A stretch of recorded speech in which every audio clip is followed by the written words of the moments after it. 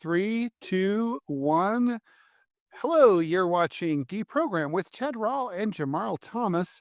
Today, we're checking in on the latest from the Russo-Ukrainian conflict. There's been a lot of recent developments that everybody's following. It seems like there's a lot of conflicting reporting. So, in order to clarify things a little bit, we're bringing in Stanislav Krapivnik.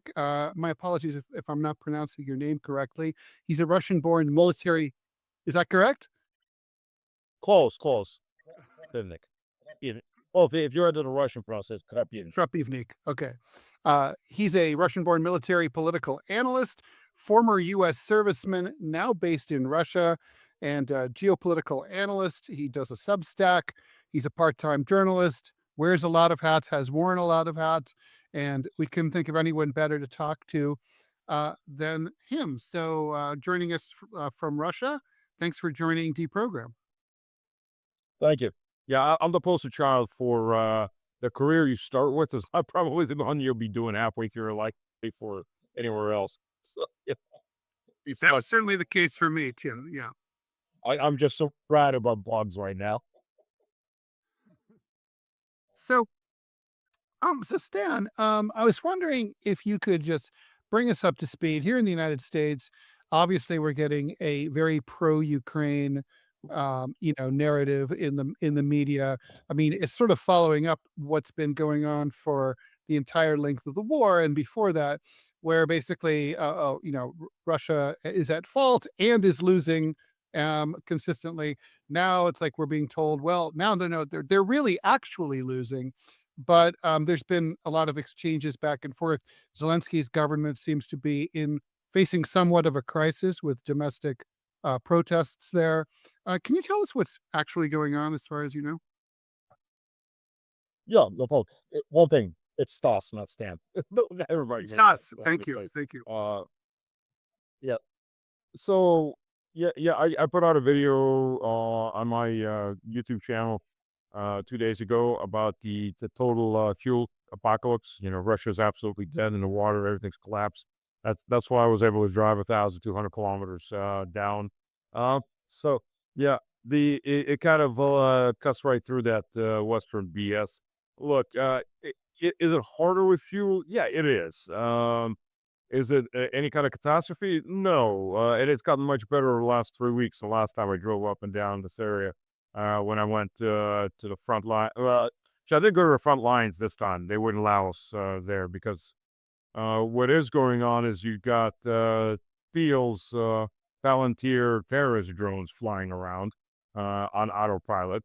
And those drones are programmed to go after military equipment for the first 80% of their, or something that looks like military equipment for the first 80% of their battery life. And the last 20% of battery life, they're just looking for anything that moves. So they have managed to kill quite a few civilians by hitting their cars, including yet today, there was a motorcyclist that was killed. Last month they went after a 10, an 11 and a 12-year-old on a bicycle and killed them. This is what you're dealing with. Palantir is a terrorist organization. Thiel is a terrorist. And that's as flat as you could say it. And the U.S. government is using a terrorist organization that targets civilians for murder. And that's part of the U.S. government's policies. The Ukraine does it. Ukraine's just a proxy of the U.S. government. So, of course, there's no big surprise in that. I haven't said that. You get out of the city. First of all, it's such a big block of fuel that I think the traffic jams have gotten like 5 minutes shorter. Uh, look, the traffic jams that were they're still there. You get out of the city, you get out of Moscow. I'll say probably, 3 weeks ago was 1 in 4 gas stations had fuel. Now I think it's 1 in 2.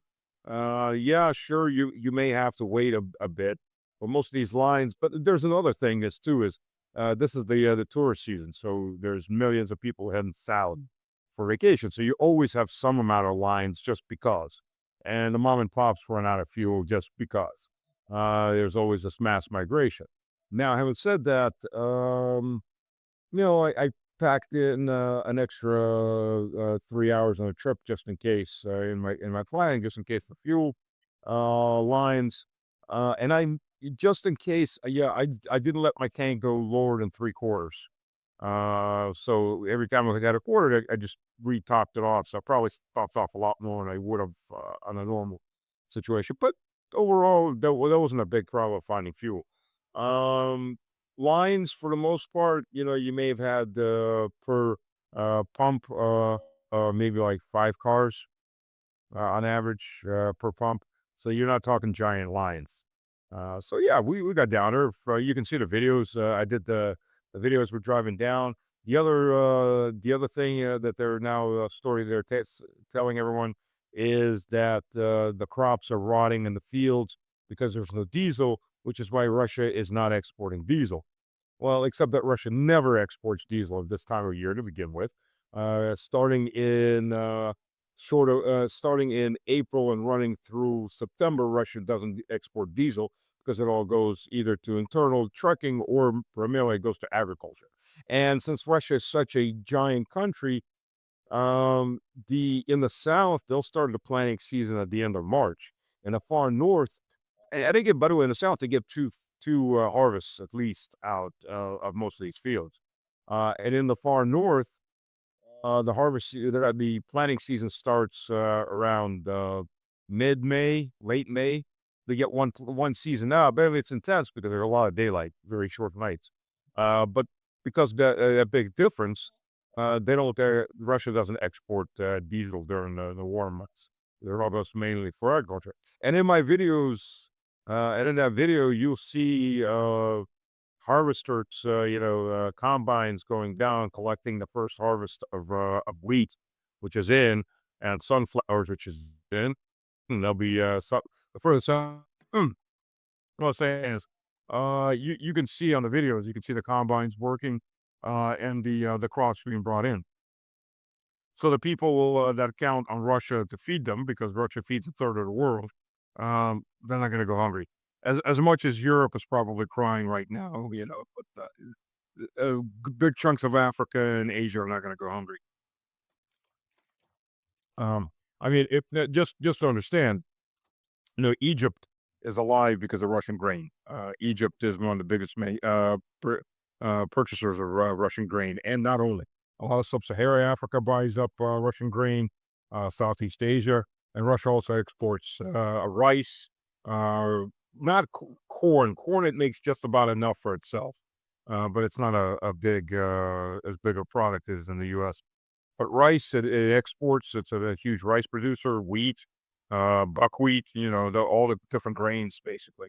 Sugar beets. So it feeds, and that's not counting, meat, chicken, fish, and so on. So Gotcha. So yes, Jamal, you wanted to ask about the strikes. mhm. Yeah. So, has Russia, is it fair to say that, because there's been a lot of pressure from the standpoint of the public saying they want Putin to be more aggressive, more basically prosecute the war. People on my channel, and even people on this channel, make that point. Get very clear, right? Um, do you think that this is, obviously there was a Wildberries attack? Basically, the Wildberries was kind of like an Amazon warehouse, basically a soft target. It wasn't a military target. The Kiev effectively hit, and they wrapped this massive explosion out of it. Immediately, almost immediately after, overnight, we got what is being called the largest missile strike on Kiev, where about 50 or more missiles, including hypersonic, effectively leveled various elements of warehouses in Kiev. Is this a uptick? Meaning, are we looking at Russia prosecuting this war that much more, whether it's from Odessa or for that matter, whether it's the warehouses in Kiev? Is something different? Now the strikes on the warehouses in the Wild Berries warehouses. Today's strikes aren't a retaliation for that. But these strikes get planned well in ahead of time. So I doubt that there's a retaliation. Now, having said that, considering the richest woman in the world just had two of her warehouses taken out, um, even if the Russian government doesn't want to hear the people who are screaming, burn, strike the European manufacturers and go ahead and escalate, uh, the government's going to be much harder to ignore when some of the richest people in the world go, maybe it's time to burn the Italian factories and the German factories, the British factories. Maybe it's time to really take the war home to the Europeans and let them feel a little pain. And I'm hoping that that's going to be heard. That's the only way to sober the Europeans up is to make them run around and scream in terror when things go boom. Just to understand, Russians, by the way, laying on the beach, and there's sirens. There's air raid sirens because there's drones incoming. Nobody moves. Everybody keeps laying on the beach and going to the beach. Drones fly by. Anti-aircraft systems kick in. You can hear the gunfire taking off. The civilians aren't running. This is Russians. You really can't phase Russians. Well, yeah, you remember when the Islamic jihadists of the Muslim Brotherhood had a little revolution in Egypt and took over? With the whole civil war going on? Mm. Well, all the Americans and Europeans ran away from those Egyptian resorts. The Russians stayed. Sherman Sheikh was one of those. The Russian tourists just stayed there. Hey, give them. The fighting's out there. Don't come in here. And the Islamics figured out that's probably not worth going in there because those Russians will start fighting back. So we'll just ignore them and go ahead and take over.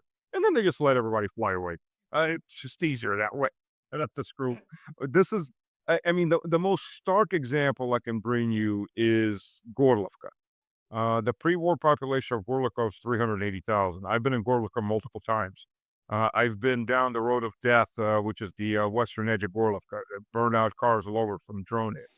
I've been at bombed. I did a report at a bombed market.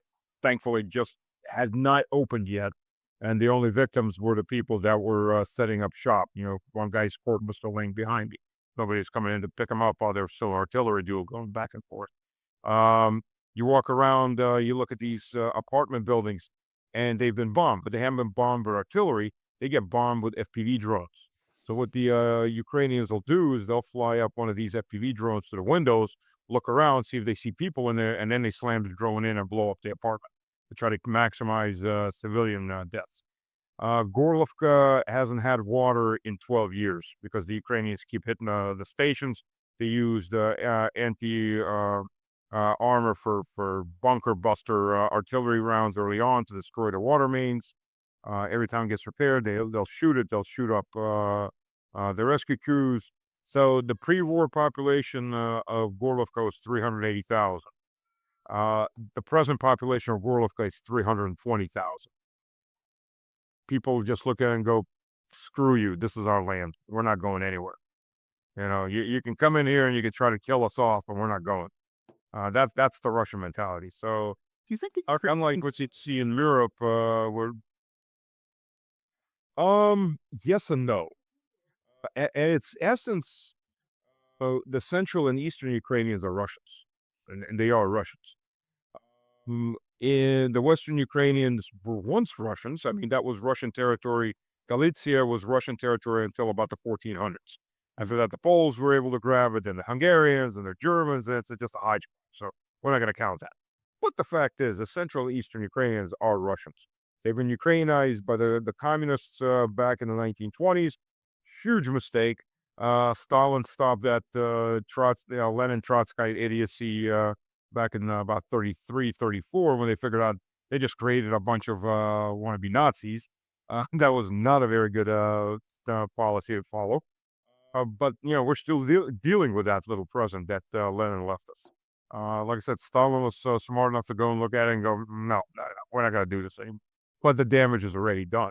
Let me forget, if you want to go, particularly in Yandex, if you do it in Russian, you write in Ukrainizatsiya 1920s and hit images, and you'll get tons of these scans of newspaper articles from the 1920s from the Soviets proclaiming the triumph of Ukrainization and forcing people to learn Ukrainian.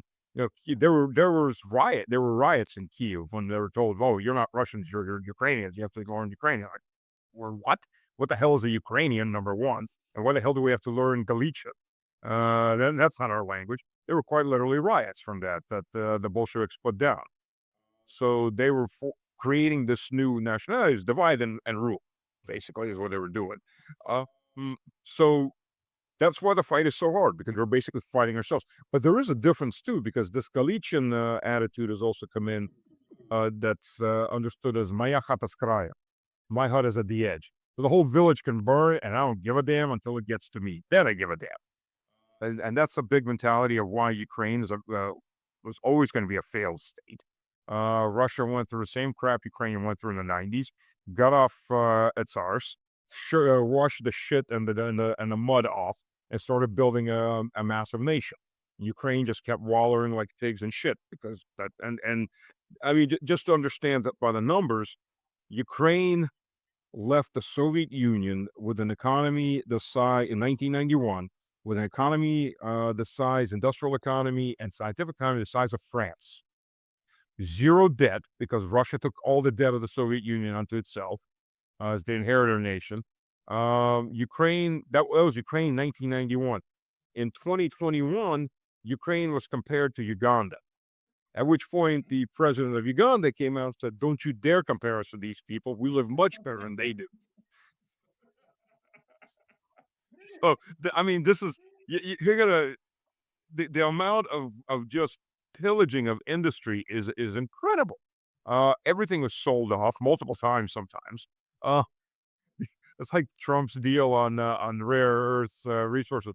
And those mines have been sold, I think, 3 or 4 times at this point. It's like the Brooklyn Bridge. Who else wants to buy it? Yeah, I'm sure we'll sell it to you again, no problem. That's Ukraine. Ukraine is a cesspool of corruption. It's a cesspool of Satanism, quite literally. It's a cesspool of just all the worst aspects of modern culture that you can throw in there. It's just that's what it is. It's absorbed everything, and if you're building society whose only foundation is we're anti-Russian, well, that's and by the way, they also hate the Poles, and they hate the Hungarians, and they hate the Romanians, and they hate each other depending on what area they come from. When that's the foundation of your society, you're not going to have a successful society. You know, you got to have something a little more enlightening. What do you bring to your society? We just hate everybody. Well, not equally. Certainly we hate even more than other people, but it doesn't work. So that's. But at their core instinct, they are Russians. Which, by the way, is something I've been talking about. Ukrainian ultra-nationalists are a very unique anomaly. If you listen to them talk, it's a very interesting anomaly of self-hatred. Okay, so difference quickly, nationalist and ultra-nationalist. The nationalist wakes up and goes, I want every kid in the world to wake up and want to live in my country and be like us. That's a nationalist. Ultra-nationalist wakes up in the world and goes, everybody's scum except for us. We're the superior genetics, and I hope they all just bugger off. That's the ultra-nationalists. Well, the Ukrainians are an interesting bunch of ultra-nationalists because they actually hate their own race. If you listen to their ultra-nationalists, because at their core, they know they're Russians, and they hate Russians, so they hate themselves. And you listen to these guys, like there was a professor from, was it Kiev Institute? When they're talking about bringing 40,000, 40,000 peacekeepers from the European Union. And quite literally, these guys are talking, boy, they're fucking in Russian too, so they just want to make enough. Like, we're going to get 40,000 men of better genetic quality. And they can all get they can breed the women, and they can get like 100,000 Ukrainian women pregnant. And the next generation is going to be a better quality, genetically better quality. And you realize, indeed, and this is just one example. There's a lot of, so you're looking at ultra-nationalists who, despite their own genetics, who hate themselves, they want to breed their people into something different. Now they're bringing Indians and Pakistanis. They're saying the same thing because, they're bringing them as workers. This is unique. This is something, the only instance in the world where the ultra-nationalist wants to breed something out of his society, out of his people into something different because he hates his own bloodlines. so badly. So but this is the society that you have in Ukraine. It's an insane aside, quite literally. And by the way, but what's going on the front lines? Just to go down real quick. Um, because if you listen to Western media again, it has the Ukrainians are rolling the Russians back. They're just somewhere south of Moscow. Everybody's digging tank trenches, tank ditches, getting ready to defend Moscow. It's Barbarossa all over again. And then there's reality. So since the end of last year to this half of this year, the Russian military has moved about 30 kilometers westward, and everyone will say, "Oh, that's not much."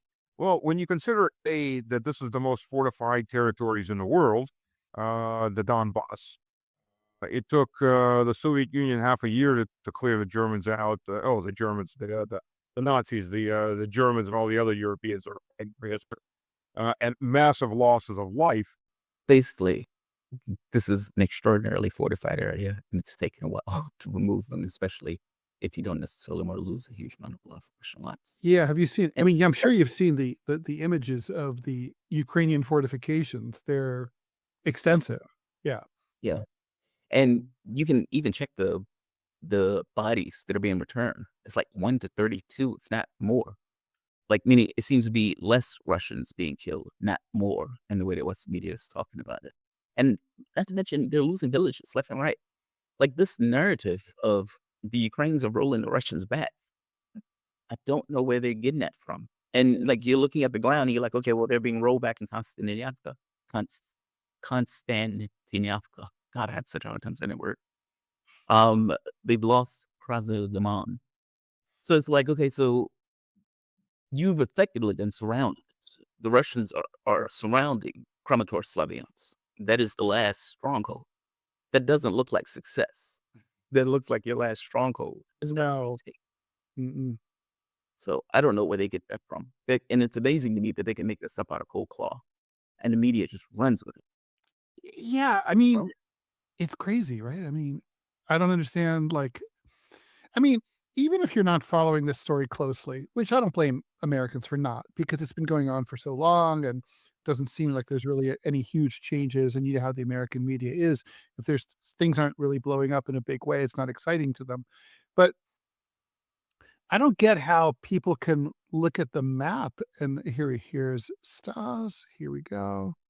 But so yeah, I'll go.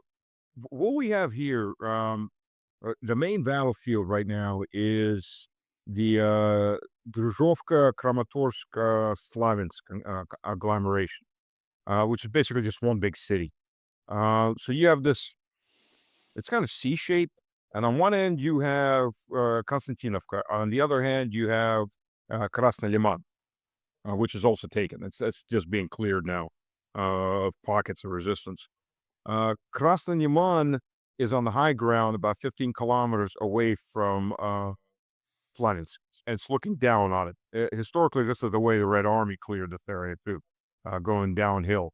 Artillery's got longer range, firing down. The entire city's out on a flat, open area in front of you that you can look down on. So you've got pincers coming up on the main routes from north to south and south to north.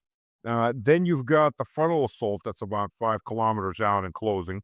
It's the movement forward has been stopped to consolidate the different branches going forward and make one long line, because there's pockets of Ukrainians that were surrounded. So they're going to start moving forward again. They're 5 kilometers out, so you've got pincher movements coming this way. You've got the front moving this way, and then there's another push. Where was I? You've got this other push up from Dobropolye, which is coming up behind this fortification. Now, the key difference here is this is the last line of fortifications for the Ukrainians. So what we've had before is every city in the east that's fallen, they just move back to the next city that's been fortified, and the next city has been fortified, the next city has been fortified. And these cities may be 10, 15 kilometers apart from each other. It's not a very long run across open fields to get to the next fortified line that's being held. The problem for Ukrainians now is there are no more fortified lines. This is it. This is the last, and these fortifications are what they've been preparing since 2014, pouring untold amounts of concrete, rebarbed, concrete, putting in elevators for machine guns and mortar tubes, and so on and so on, building tunnels. But this is the last line. After that, it's open fields and small villages and some field fortifications, trenches that they've dug up that they can't hold. There is no more lines of fortifications all the way up to the Dnieper River. So they've got big problems. And the other thing is, Russia now has aerial control of the territory behind these fortifications, these 3 fortified cities. So when they try to bring in supplies or get the wounded out, they come under drone attack and they come under aviation bombardment and missile bombardment. And they'll make it even worse for them if they're still in there by the end of September, beginning of October, when the rains start. Those fields are going to turn into quagmires, and only hardened roads are the only way you're going to get through. So anybody that's still in there is going to have one of two choices: die in place or surrender. And that is just that's going to be the huge loss for Ukraine, because that is the final, actually heavily fortified area. The other areas right now, I gotta start from north. Sumy, Russian forces are on the edges of Sumy. I'm thinking in areas that are 3 to 5 kilometers out, which is basically the edge. It's a mile and a half. They more likely will start investing Sumy sometime in the next month or so. Sumy is a town of about 200,000 people. It's the key part about Sumy is it's a logistics hub. They've got major interstates and rail lines coming in from Chernigov to the northwest, from Kiev to the west. It's the route that was used to invade into Kursk province, because there's a road that goes up toward Kursk city. And it is the main logistics hub feeding Kharkov to the southeast. So if you take Sumy, you basically cut off Kharkov from the west. Kharkov's cut off from the north. Kharkov's cut off from the east. So the only thing you got left is the south, and I believe it's the Volcha River. The Volcha River runs in there, or maybe the Severna Donetsk River that runs through that area. But either way, there's bridges that have to be crossed in south of Kharkov to get to Kharkov. So you cannot start. You basically isolate Kharkov, and then you're ready. You cut the bridges and you fully isolate the city. So that's the first step of that. Major isolations already been taken in the north and the east, and now the big step is going to be taking Sumy in the west. And Sumy is going to be very hard to defend for the Ukrainians. They're within the Russian artillery, aviation umbrella. They're within. It's basically the city is flat. It's open. I mean, there are points of that you can defend on, factories, things like that, but there's no topographical areas that lend to its defense. And then swing all the way back down to the south, you've got the battle for Oryokov. Oryokov is the last major fortified town southeast of Zaporozhye city. And that's being surrounded from 3 sides. And there's already fighting in the next adjacent village outside of Oryokov. Russian soldiers are pushing up north, and that's Mala Tamachka,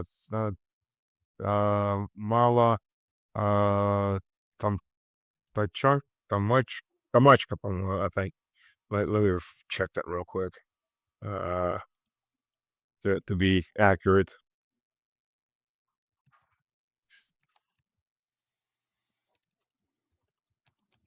It's got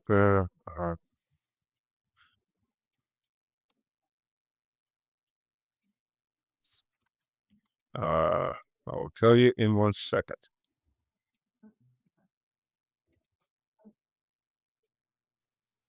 Come on, load up.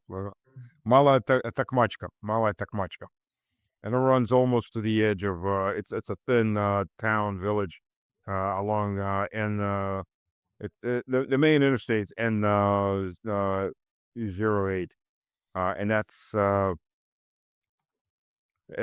main feeder road for that, and that's being surrounded from 3 sides right now, and it's already it's not physically surrounded yet, but it's in a tactical encirclement, because the main road going in is fully under artillery and aviation and drone control. So you can't get anything in, can't get anything out. And once that's done, again, you'll have the same thing. You have a bunch of small villages, unfortified in any sense, right up to Zaporozhye city. So Ukrainians have a lot of problems. How fast this front collapses, we'll see. It's always hard to tell. I'm thinking the Kramatorsk area may collapse a lot faster because while the Ukrainians fought tooth and nail on the previous cities in front of it, they always knew they could always fall back. Things went bad. They always had an ability to fall back to the next line. Now there is no next line. There's just open fields. So there's the only place to fall back is to try to run across 30 kilometers, 40 kilometers of open fields. That's a lot of running. So with drones and aviation overhead. So, it's interesting too, because what you hear from these guys, those statements coming out of Ukraine from the military Minister of Defense, and this may be one of the reasons Fyodorov got fired. Another really Ukrainian name, Fyodorov. Just to understand how bad this is, several Russian generals, key generals, are born in today's Ukraine. Sersky was born in today's Russia, and his father and his brother still live in Russia. So this is a civil war in any which way you look at it. One of the statements that came out was that their aim is 40 to 50% foreigners or mercenaries in the storm battalions. So they're running out of men. You don't look for foreigners to do your assaults if you have plenty of people. That's one of those things you don't do. But since they're actively having to do that and recruit that just tells you that they're running out of men. Why did that general get fired? Like, why really? Oh, the Minister of Defense? Yeah. Well, first of all, Minister of Defense is one of the best places to earn money. Easy example is Yumirov, who was Minister of Defense for 3 years. He's on the Security Council now. He and his entire family, and when I say entire family, I don't mean just him, his wife and kids, his parents, her parents, his brother, the brother's family, they all got American citizenship in 2016. His entire family, except for him, live in Florida. He spent 3 years as Minister of Defense during the first 3 years of conflict, charging, $50 for 10 eggs. Prices like that for the military. So he and his family have been buying up real estate left and right all over Miami. So that's one thing, is they steal like crazy. I mean, true, Zelensky gets a chunk of that, obviously. It's all a mafia state, and the big Don has to get a chunk from the sub-Dons and the sub-sub-Dons and so on. You pass it up to the big guy. But right now, Zelensky, the Ukrainian government is not quite all as unified as it may look, because while you have in Russian folklore or Eastern Slavic folklore, and maybe in Russian Slavic too, I'm not sure. There's this dragon called Zmei Gorenich. The snake Gorenich is a 3-headed dragon. In this case, the 3-headed dragon is the CIA, MI6, and Mossad. And particularly, Zelensky is an animal of the Americans and the Israelis. And even though all 3 heads are connected to the same body, they kind of still, most of the time they're aiming in the same direction, but they still have their own quarrels internally. Who wants to be on the top?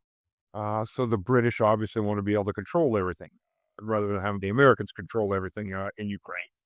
Get the better cream off the top. So they've got Zaluzhny, and they keep pushing Zaluzhny. So you've already got internal issues because the British want their guy in. The Americans want to keep their guy in. We know that Trump is suddenly best friends with Zelensky. I mean, look, anybody who believed that little hoopla in the White House in the beginning, that was real, shame on you. Go use your brain. This is all theater for the masses. I mean, to ever believe that Trump, that the U.S. deep state cannot control Zelensky, seriously? They could have him shot any day they wanted him. They've got full control over this guy. what you're seeing now is AstroTurf protests. These aren't grassroots. In fact, what was grassroots was Evolve. That was grassroots. And this is an interesting point. Why you don't quite see the same thing in other areas? Well, Evolve, you see, the Ukrainians hate each other because they don't consider each other Ukrainians. So the further east you go, the further they look at everybody to the west of the further west you go, they look at everybody to the east of them as not real Ukrainians, but Russians. We're the only real Ukrainians. It's a ludicrous state. It's an artificial state, and and Lvov, they're the purest of the Ukrainians, except the Galicians think they're impure. So how dare you take us and we have to go fight and die? We're the special, really special people. It's those Russians in Dnipropetrovsk or in these other provinces in the area in Kiev. They have to go die and fight beside, not us. So to them, this is a massive insult, and now being forced recruited to go fight. That's not supposed to happen. It's supposed to be the Russians fighting the Russians, not us being. So they're been more emotionally now involved. But that protest got busted up, or that revolt got busted up pretty fast or pretty hard. The press gangs, they have ultra-nationalist units that will never go fight because they're used as muscle.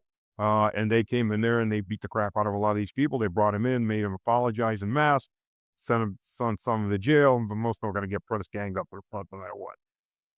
That's what a real protest looks like in Ukraine.